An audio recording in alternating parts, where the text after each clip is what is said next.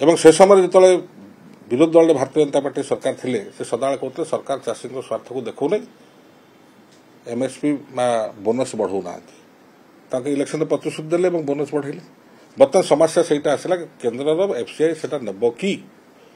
बर्तमान जो कथा आप कहते मंत्री स्वीकार कर एफसीआई समस्या अच्छी समस्या हूँ यहीटा एक सबू सरप्लस गोटे राज्यर एफसीआई किनिया बाध्य नुह दुई जदि आप एमएसपी ठू अधिका रेट दौरान बाहर ताहले से किनिया बाध्य नुहे आपन डबल इंजिन अच्छे आप केते चाप पकई केंद्र सरकार उठी मगेबे सेटा आपन पारंगमता पर निर्भर करियो ना कि कौन आईन पर निर्भर करियो देखो ये जिनस को बुझिया हेले आपन को समस्त जिनस बुझा पड़ो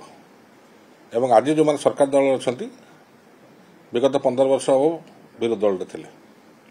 एवं विरोधी थला बेले विधानसभा अनेक थर यह प्रसंग उठे कि चाषी धान को एफसीआई नौ ना विधानसभा अनेक बार विषय आलोचना है आज जो क्षमता को भारतीय जनता पार्टी सरकार आसिले आज से कथा को से मानुंट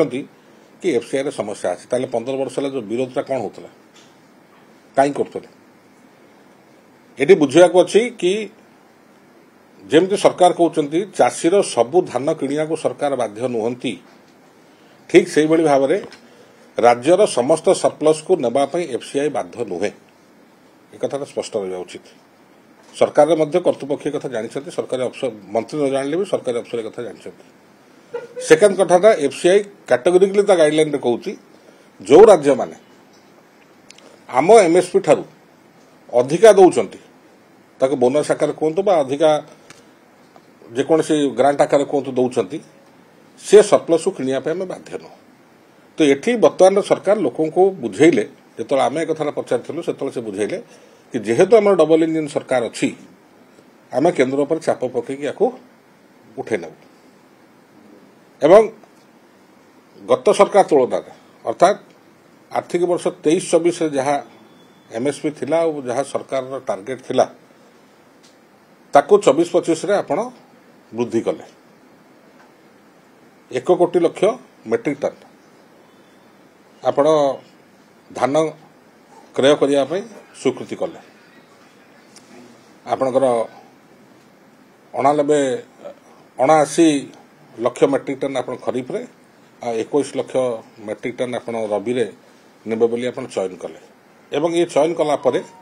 आपण प्रोक्योरमेंट आरंभ कले 800 टंका आप एक्सट्रा पैसा देले बोनस आकार देले बर्तमान समस्या होची कि सरकार जो पद्धति केंद्र सरकार जो मिलिंग नियमावली से अनुपात रे आपणकर नॉन एफएक्यू धान जोटा अच्छे जोटा कि मेजोरिटी ओडिशा रे तार मान 100 क्विंटल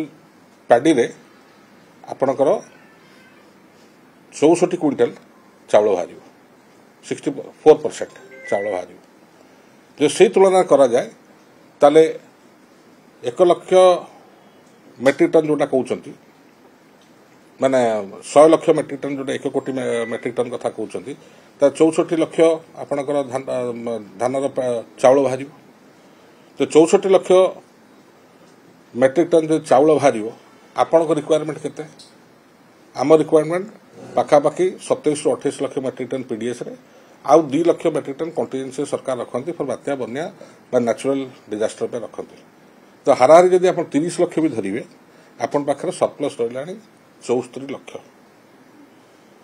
तो 74 लक्ष रु आज पर्यंत 2003 मसीह जब डीसीपी फॉर्मेट है टू 2024-25 पर्यंत सर्वाधिक जदि एफसीआई उठे ओडिशा रू हूँ 15 लक्ष मेट्रिक टन ताचे अधिक आज पर्यंत केवे उठे नहीं एवं से समय जो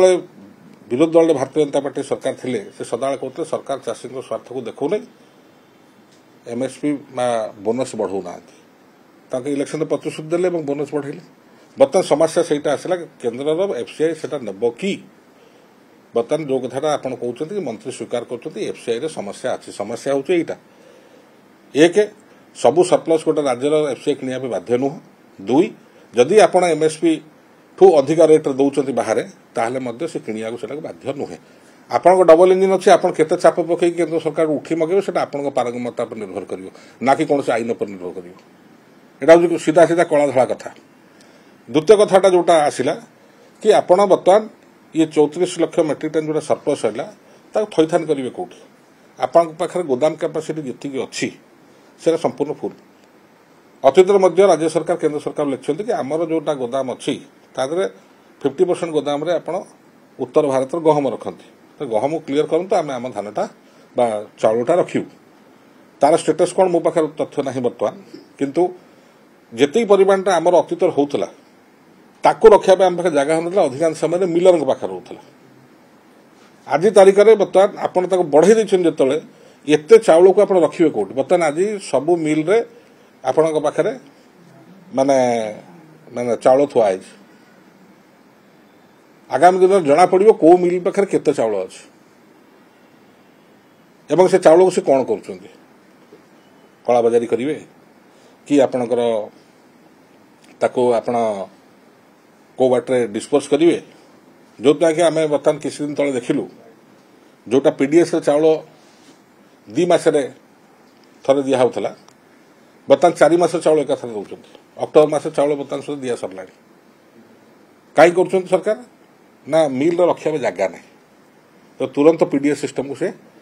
सिस्टम को छाड़िया चाहते तो सरकारी जो ढाल सुपारी खेल के दिन खेलेंगे आपड़ जी खाईपर जी हजम करेंगे तासे अधिक खाई बर्तमान या तो आप माटी करेंगे या तो आप शरीर असुस्थ हम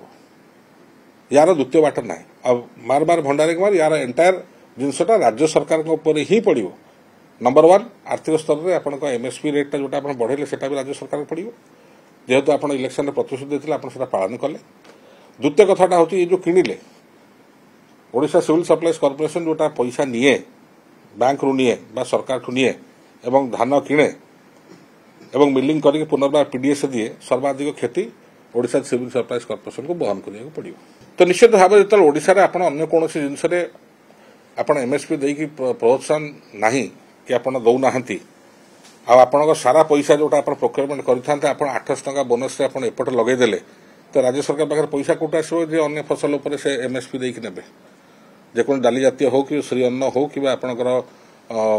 चेनाबादाम हो कि अन्य जेकोसी भी फसल अच्छी Jote crop diversification agriculture department कहूँ अपर पक्ष सरकार निज गोड़ निजे बांधि 800 टंका जब आप बोनस देवे तो सरकार बजेट गुड़ाए पैसा जाऊँगी से बाटू तो जो आप पैसा को सेपटे विनियोग कर नुआ नेबार बाट कौट आइला।